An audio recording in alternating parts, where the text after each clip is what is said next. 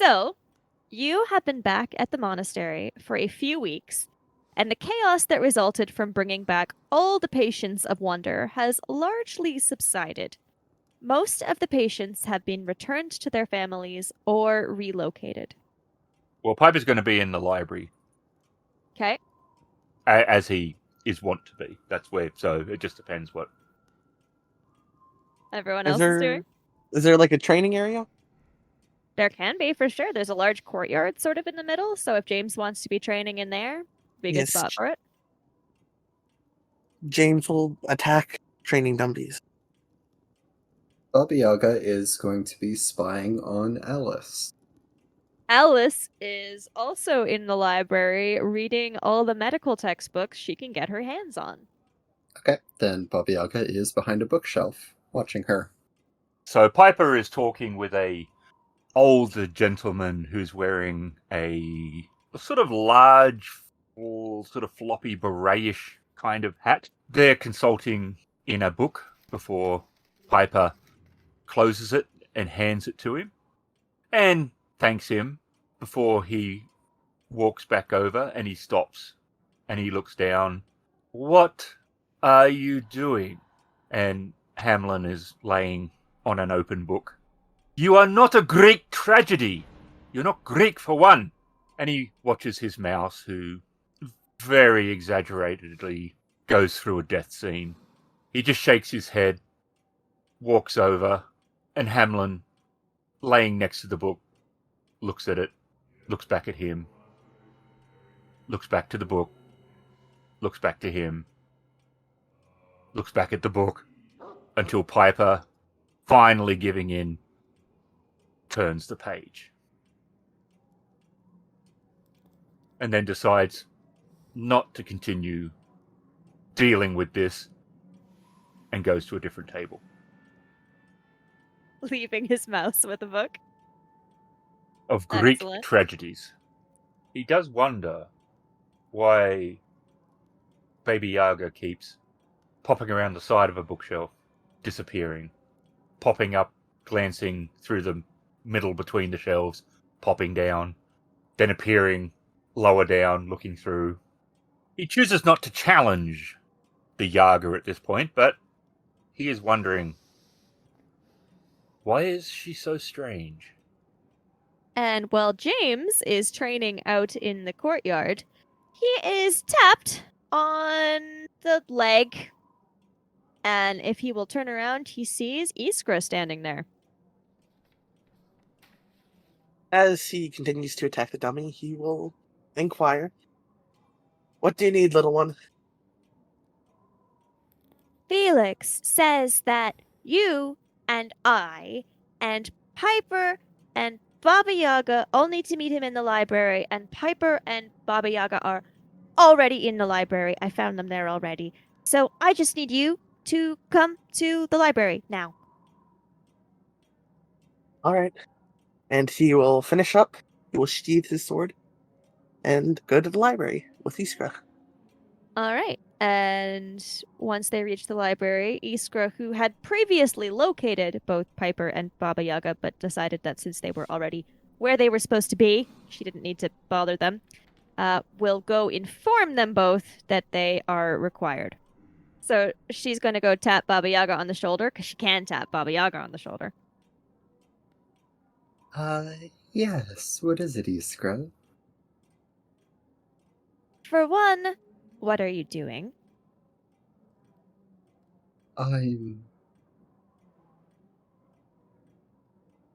It's none of your business. I guess. And secondly, you need to come with me to where we are, but you need to be with me in where we are. Alright, fine. And satisfied that she has secured Baba Yaga's grudging cooperation, she will go find where Piper is sitting and also let him know that Felix is looking for all of them. And he will stand. He will wait while Hamlin ignores him until he gives him an applause for his performance, of which case Hamlin exaggeratedly bows, and then he picks him up and he happily goes to his usual spot. He will then follow Iskra. And Iskra will lead all three of you to a table in the library where Felix is sitting. He has papers and books laid out in front of him, and he is flipping through a book of maps of Sweden and making notes. When he notices you all gathered there, he gestures for you to sit down. James will take a seat. As will Piper. Baba Yaga grabs a couple of the bigger textbooks off of the shelves and puts them on one of the chairs and sits on top of that. Is this idle curiosity, or is there a reason for this interest in the North? We have received a letter from Sweden's Council of the Realm. Are you familiar with the government of Sweden? They're in charge, right? Yes and no. Sweden has a king, and they have the council that helps to advise their king. Yeah. The Sweden has a king and advisors. Yeah, I knew that. Quite. Anyway, the council has written to us seeking our help on behalf of a company of soldiers, or at least what is left of the company. 6 soldiers were all that remained after fighting in the war between Sweden and Russia. Now, one of them, his name is Niels. They refer to him, though, as the poor devil. He wrote to the council, and they have written to us.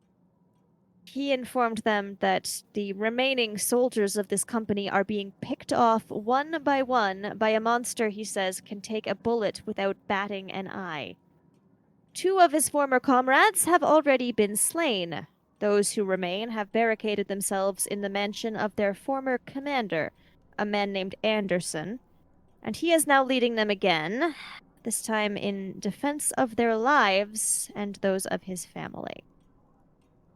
Are we assuming he is still alive? The time it took to write from where he is to the court, from the court to here, and the grinding gears of decision-making for us to accept and go, but is there going to be anybody left by the time we get there? Whether or not anyone is alive, there would still be the issue of the creature itself to deal with. His creature. Do we have any records of what it might be? No. No description has been provided, except that it is seemingly impossible to destroy. And Iskra's involvement. Tracker? Well, the 3 of you, and he gestures to all of you except Iskra, seems to work rather well together. You are quite, shall we say, well adjusted? Unorthodox. Well, I was going to compliment you, actually. Regardless, the council that wrote to us asked for as much help as we could provide, and Iskra has been making improvements in her ability to interact with those outside of our small circle. Oh, well done! And he pats her on top of the head. And she sort of grins. And Felix will continue. Father Mateo thinks it would be a good experience for her. Because where we're going, everybody might already be dead. Thereby she can't get into trouble. Sounds a safe and solid.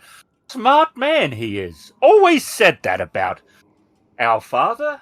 Smart man. And Felix sighs. Niels, who wrote to us, did so on behalf of his former comrades. They are all gathered in the home of their former commander. Niels himself has been unable to join them. He was rather injured during their service, and it is difficult for him to be relocated. You are to meet up with the other three, who should still be in Anderson's Manor. Is there anything else you wish to know? I have little information, but I can certainly try to answer any questions. I certainly do not. Piper gets up, disappears into one of the aisles, comes back, briefly looks something up. Okay, so he comes back with a very large tome. It's got gold, very nice lettering on the front that one of the monks must have spent quite some time doing. It is Monstrum Manuale Volumen Uno. And he sits down and opens it up and flicks through looking for whatever this creature may be. There's a lot of blank pages, and it's clear that this is a monster manual that is being added to on an ongoing basis. There is a section on wolves, which now has a bit more added due to Iskra. There's a bit on mental illness due to a certain hospital. And there's a section on wooden moving terrors, possibly zombies. That one, the monks seem to have struggled a little bit with how to define them. Okay. There could well be no information on the beast or the like in here if the Order has never experienced something like this. There is not. Any description that was provided does not match up with anything in the book. However, while this is always the case, I recommend extreme caution. The two soldiers this creature killed, one was gutted, the other burned alive after all the skin was flayed from his body. Multiple modus operandi is somewhat unusual for beasts that we have run into. They typically have a trick that they prefer. Wolves, teeth and claw. Iskra grins again. They don't tend to flay, burn, add extra elements to their performance. Well, this one seems rather creative. You will have to interview those involved at greater length. I have given you all the information that I have. My goodness. Look, you need to go speak with them. You need to meet them at the mansion. It is outside of the town of... And he squints at the letter and at the map, and he seems like he has no idea how to say this word. Because the GM Clearly, James, why have you not let Felix get a word in edgewise in this entire conversation? You must go to the town of Borgholm, or just outside of it. Anyway, You don't sound so sure of that. that is where you must go. The only thing he seems unsure of is how to pronounce the name of the town. Very well. And Iskra will get back up to her feet. I'm gonna go get ready. And she will run out of the library. I shall prepare my ensemble. And he leaves.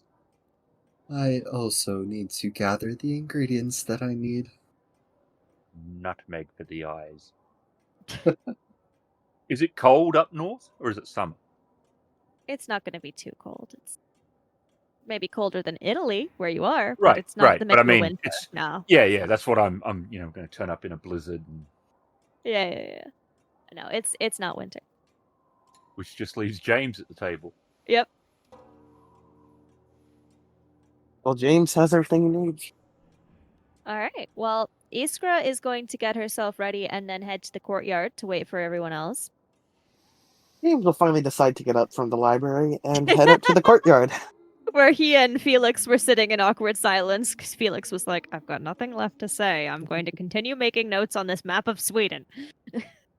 And Piper is dressed in a suit with a yellow vest and a long blue coat in the colours of Sweden. And he will walk over to Iskra and he says, if we meet the king, Gustav III, he is the eldest son of King Adolf Frederick. He's intelligent and cultured and an advocate of the Enlightenment. Be on your best behavior. And she nods solemnly and then stares longingly at some chickens that are going by off in the corner of the courtyard. Iskra has still got a red cloak, but it is a much nicer one than the tattered one she wore when you met her. The Order has provided her with a much nicer red cloak, and it is embroidered with the symbol of the Order. Very patriotic, Piper. I thought it might help the locals be a bit more quiesce to our demands. Iskra's kind of laughing and having a great time so far. This is the first time she's been sent out anywhere since sort of being absorbed into the Order. So she's quite looking forward to it.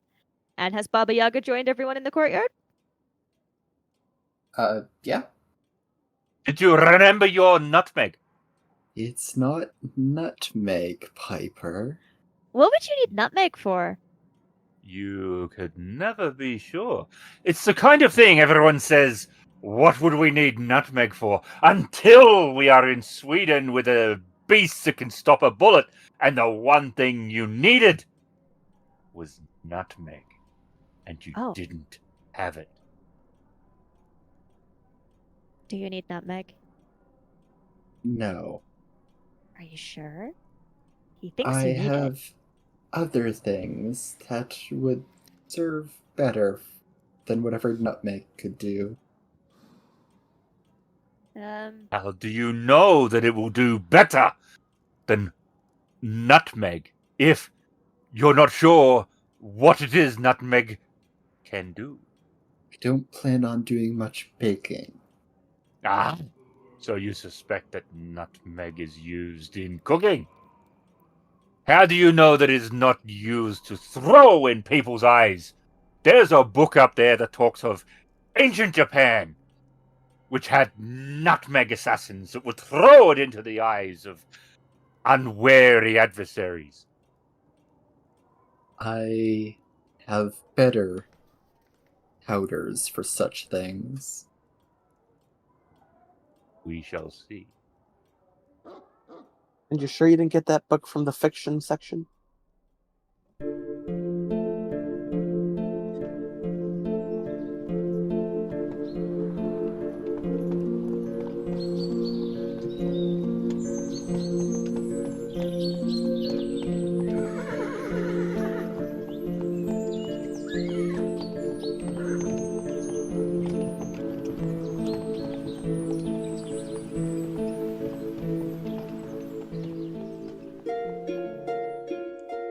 Once upon a time, a child saved the world of fairy tales. His reward was a wish. The one who plots in the shadows saw an opportunity to tarnish the child's heart, whispering words of corruption to him. The child asked the king of fairy tales to grant the villains, accursed for centuries, a new life. This was to be their chance for redemption. This was how the villains became good. But any light needs a shadow, and in turn, the heroes became evil. At that moment, all fairy tales were shattered.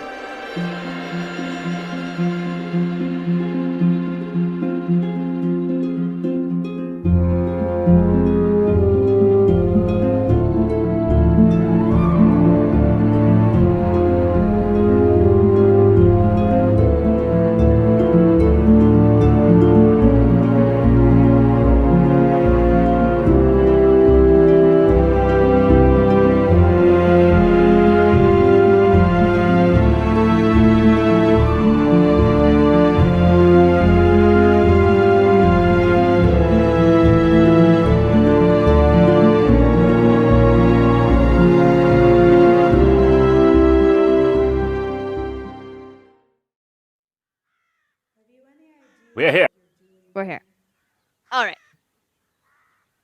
Colder than Italy. Colder than Italy. It is late afternoon when you reach the mansion of Anderson Olsen, the veteran who you have been told is one of the targets of the creature. The first thing you notice is how the mansion has been fortified. Improvised barricades line the wrought iron fence, reinforcing the border of the estate. However, you see that a smaller gate leading to the garden has been bent by what looks like very violent force, and its hinges are warped. A makeshift watchtower sits in a large oak tree, and you see a figure rapidly descend and begin running to meet you. He is wearing a soldier's uniform, and a saber hangs at his side. His expression is grim. And as he reaches you, he will demand, "Who goes there?" A branch of the church. We heard about your unkillable monster problem. And he looks a little shocked to hear that anyone may have learned of this. And he frowns at all of you. Wait here, I have to see what Anderson thinks. And he is going to disappear into the mansion. And after some time, he reappears with another man dressed in a soldier's uniform, looking rather grim. And he will walk up and say, "My apologies. My name is Anderson. Welcome to my home." And Piper is on his knees at the gate, looking at the bent. Hamlin is on the gate, and they're examining the damage to it. "How may I help you?" Yes, Hamlin. Metal. Well done. Where did you learn that gesture? And he looks back.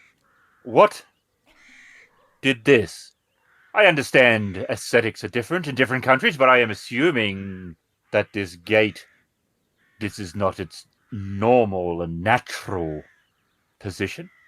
Christian here tells me that you have knowledge of the situation. Why is this?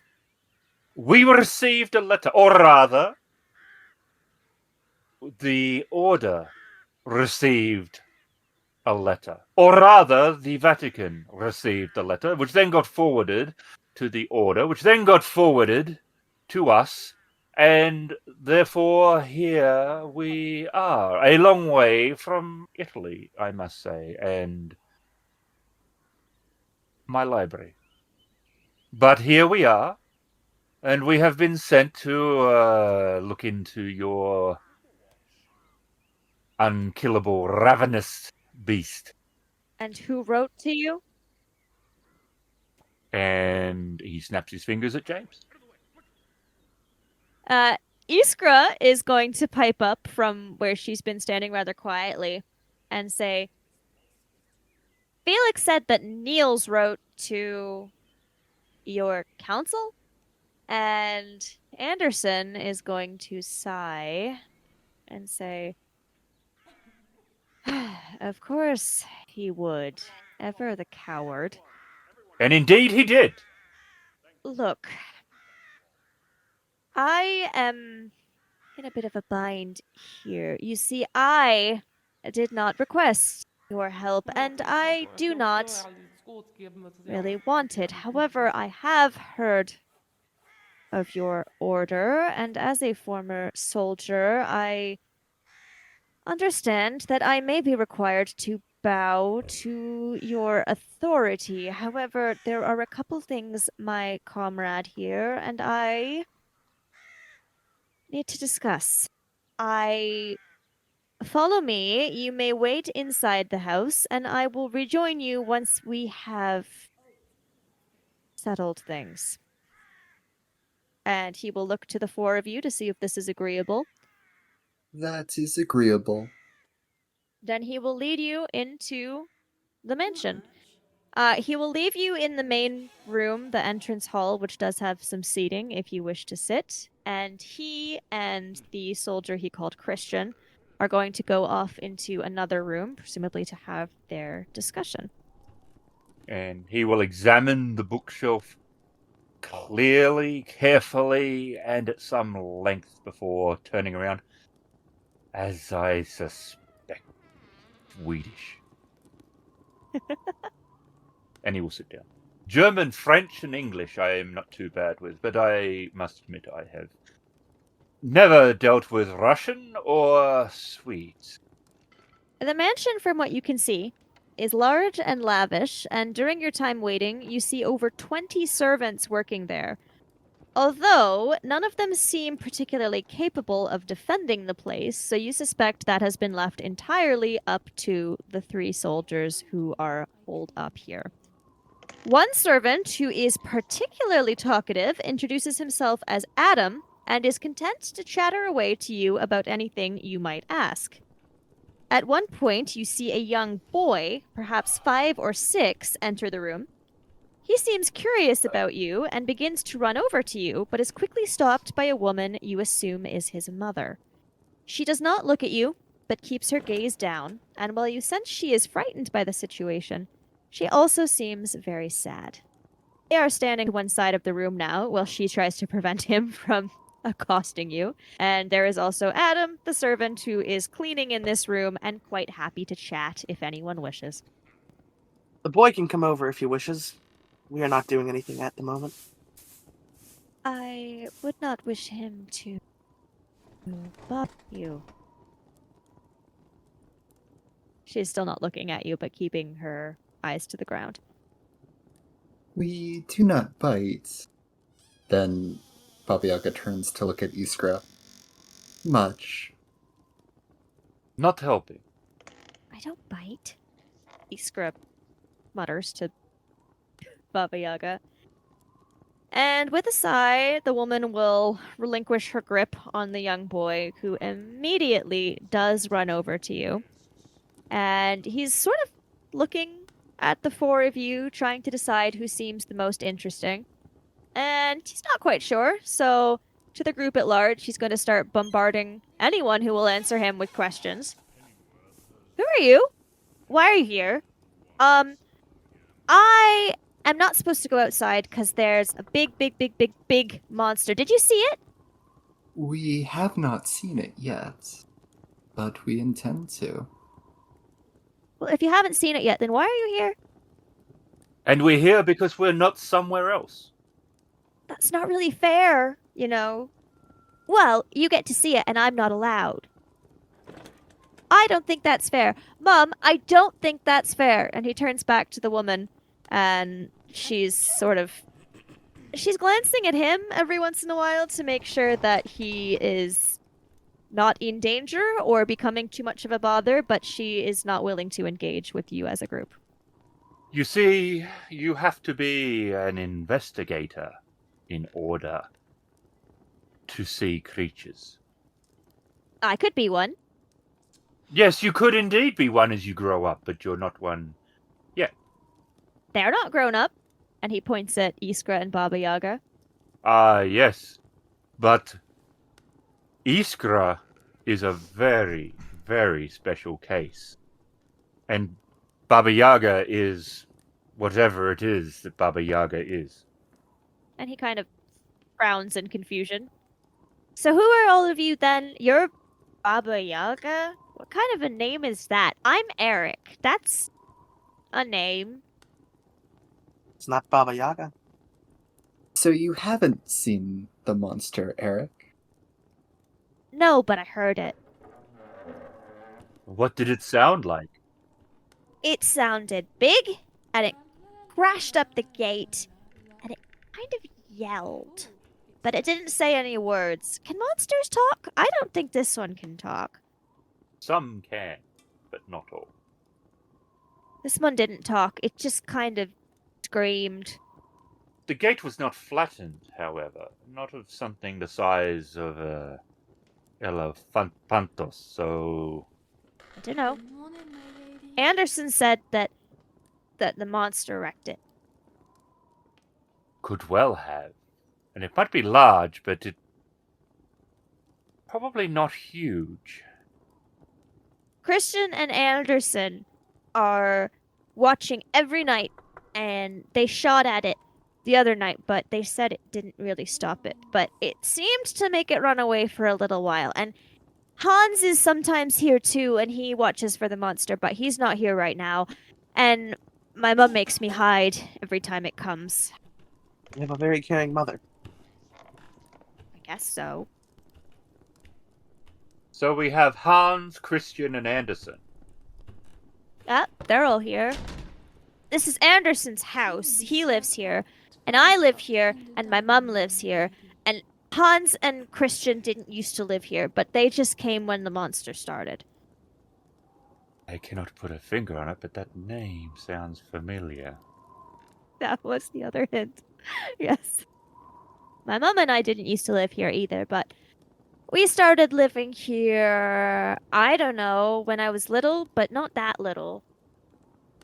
Why? Where did you used to live? We used to live in a little village. I see.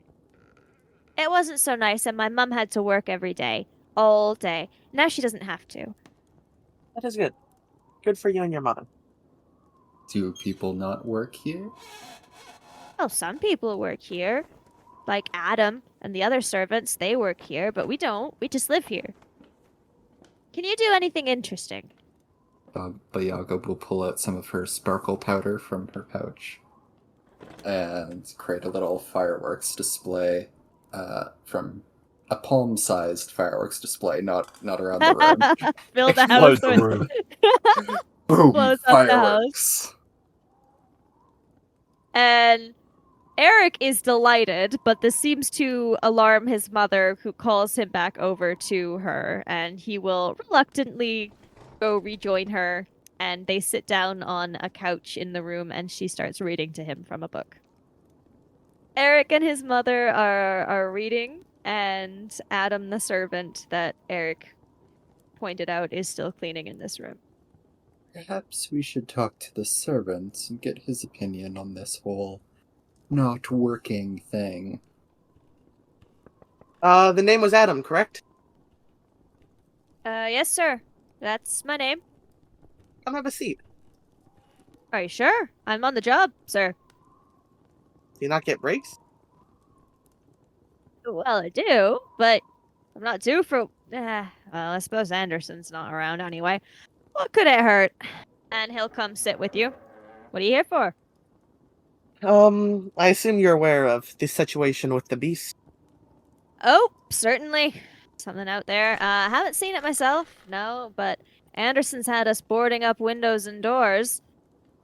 We were here on behalf of the Vatican to assist. Ah, very good. Could use a bit of help. The child over there mentioned that his mother doesn't work, No? and said that was because the servants do all the work.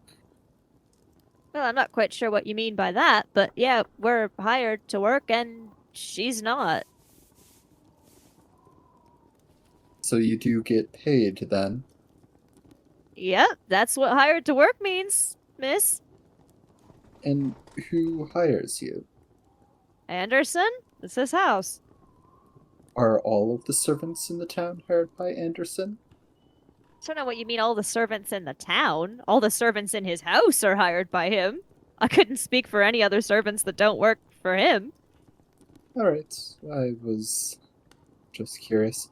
What do you know about this monster? Not Have much. you heard it? Certainly, it was crashing around the other night. Then there were some gunshots, some yelling. Ran off, apparently, but Anderson's pretty sure it'll be back. Is it back every night, or does it have a schedule, or is it random? Past few nights, it wasn't here. Well, here's the thing. Anderson can tell you more, but his theory is that it's after certain people, and it got two of them already. They were a bit farther away. So now it's come here, and, well, it's not got any of the people here yet, that's for sure. Is there any other pattern? that you have noticed with this particular situation? Not particularly. Every time it comes, Anderson and Christian, and usually Hans, but he's been sent elsewhere, are out in the garden and they defend the place, and, well, all of us either help build up the barricade or hide, and Satu and Eric over there hide, and we wait for it to go away. So... the beast has appeared when all of the three at different points have been around.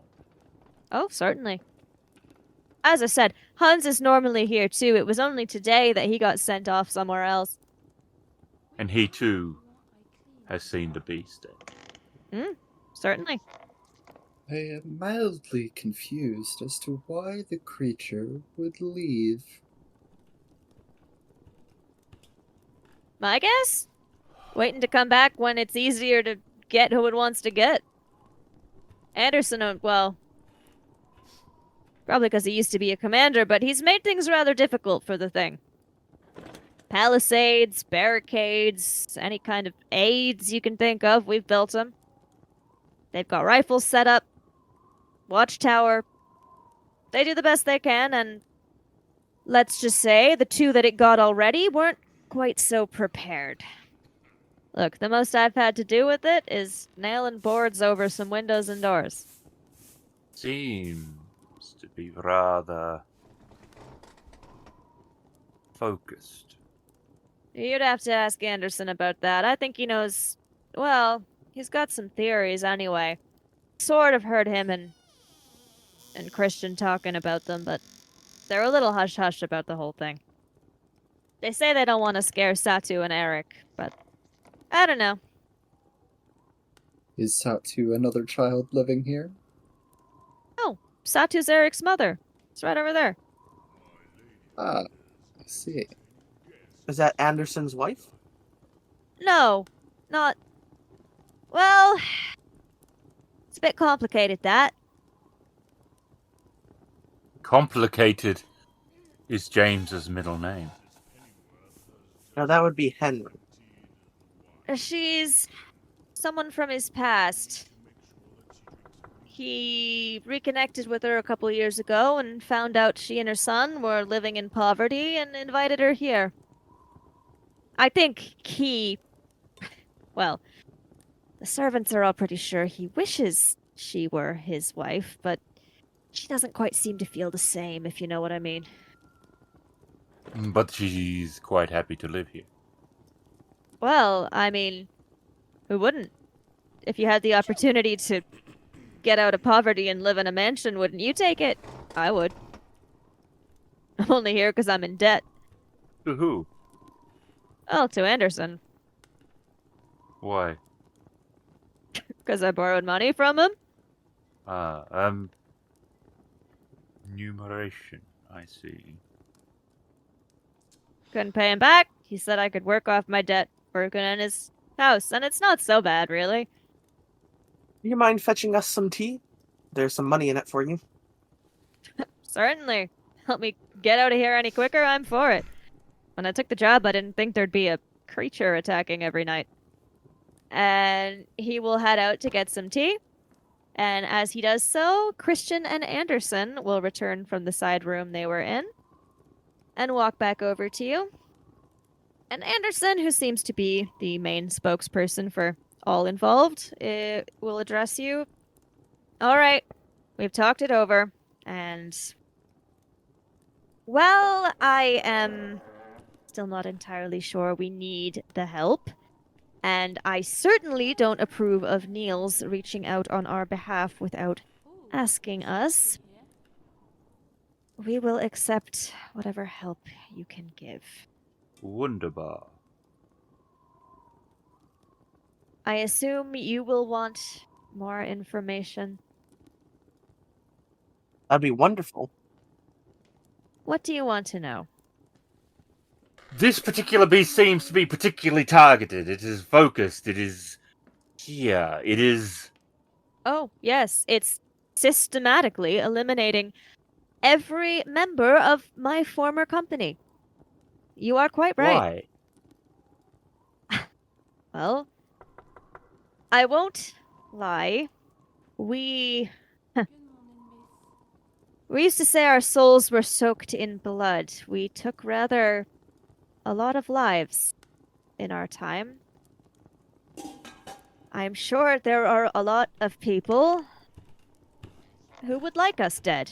And however this creature enters into it, that is the only connection between all the victims that I can see. Most people that want soldiers, well, anybody dead for that matter, usually does not have access to a creature that bends gates, soaks bullets, and kills like it does. I cannot give you an answer. From what I understand of the Order, you should have a greater insight into that than I. All I can tell you is that the only victims have been members of my former company. In our experience, things that are focused are always focused for a reason. Again, the only reason I can give would be the amount of death I admit we caused. War is brutal. The only thing all of us have in common, that is the only thing that the victims had in common. Jacob and Wilhelm were both members of my company. Have you seen it? Yes, What did it look like? it is huge. It is. I don't know how to describe. It is made up of many things. It is as though parts of it are flesh and parts are stone, and some are wood. Golem? I don't know what that would be. How big is it? How tall? As tall as 2 men? The letter mentioned that it was unkillable. Well, we certainly haven't been able to kill it. Your weapons do no damage. It doesn't seem to react. You can fire as many shots at it as you want, and it stands there and takes them like it's nothing. Not a sound, no reaction. If it is a construct or a golem, then it's controlled. But that doesn't just require dark arts. Every element of a golem serves a purpose. It has to be connected, though, through the concrete is protection, but it has to. It doesn't just create something. It doesn't just take stone and make it a part of itself. That stone has to be part of the overall. This creature is made up of many seashells. I swear I saw rotten fish in part of it. It is simply a mess of things. You say your weapons have not dealt damage, but you've managed to ward it off multiple times. I think it decided we presented too much of a challenge and was waiting for a better opportunity. Every night so far, we have been ready. I suspect it waits for a night when we may not be so. How does it judge if you are ready or not? I could not say. I do not know what the thing thinks. All I can say is that it seems angry. The sounds it makes, it never utters any words, but I feel they are noises of pure rage. Yeah. But if it was merely soldiers and war, these particular kind of situations would be springing up all over the world on a much more regular basis. Wars are not particularly uncommon, especially in our modern age. Well, I don't know what to tell you. That is the only thing that links all of us, whether or not you wish to believe I have some secret horror other than what I have already admitted to you in my past. That would not cause it to want to kill my comrades, would it? Did you ever find anything during your campaign? Any relics or untouched area that could have caused something like this? No, we found much death and disappointment, but nothing like what you are describing. The manner of death is unusual. In our experience, they're usually very much focused. Spirits, ghosts, haunts, all are very focused, but they kill pretty much the same way when they do. This, from the letter we received, the men have died differently. I can offer no explanation. Had anyone seen any of them killed? Or only the aftermath? As far as I know, they were only found afterwards, and there were signs of the creature around. You might, since he's brought you here to begin with, talk to Niels. I understand he's been gathering information about the matter, which brings me to my proposition. If you are all here to help, there are 2 areas that I would request your help in. The first is if some of you could remain here to help us tonight guard the manor, I would be appreciative. The second is I sent one of my men, Hans, today to check on Niels. He, as a former member of our company, is quite likely in danger. However, it is not possible to relocate him here. And why is he former? We are all former. The company is no more. The war is ended.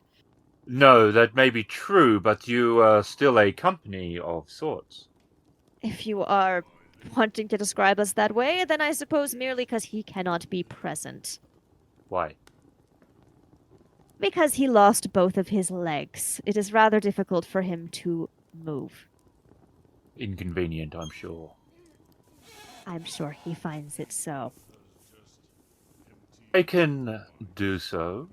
Baba Yaga is, by all her accounts, quite powerful.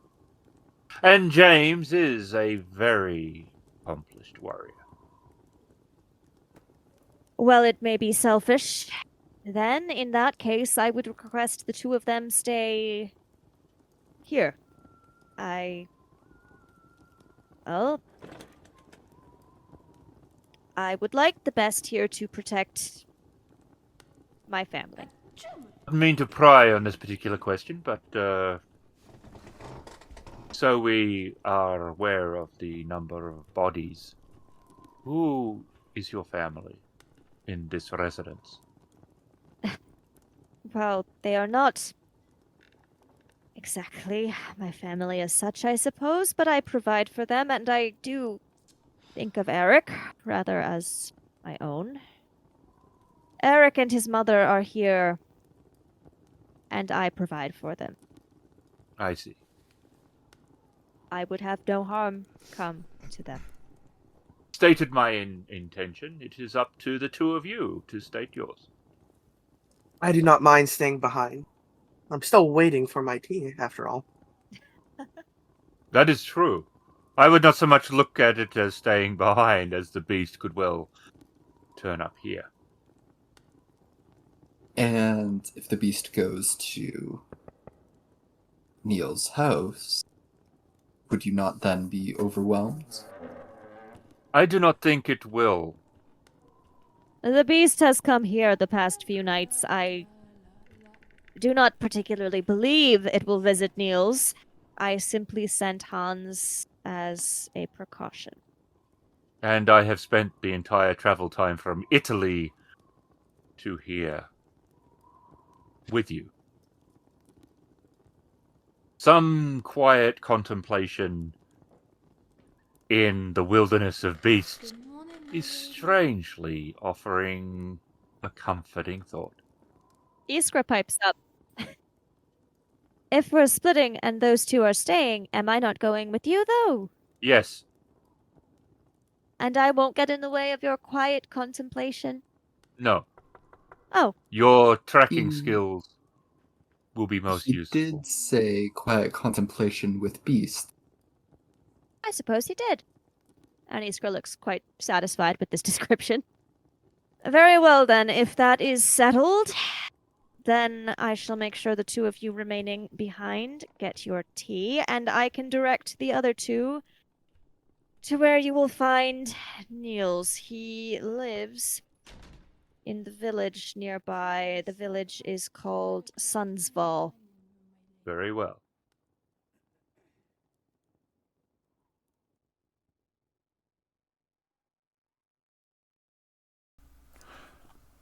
The Broken Tales RPG is released by the World Anvil Publishing, starring Ghost as Piper, SPG as James Henry Hook, Shadow as Baby Yaga, Emily is the Storyteller. Sounds and music by Syrinscape.com and Epidemicsound. You can find us at critfail.com. Very patriotic, James. I'm not James. I'm James. You're Piper. Talking about ourselves in third person now, I am glad you're starting to see your importance.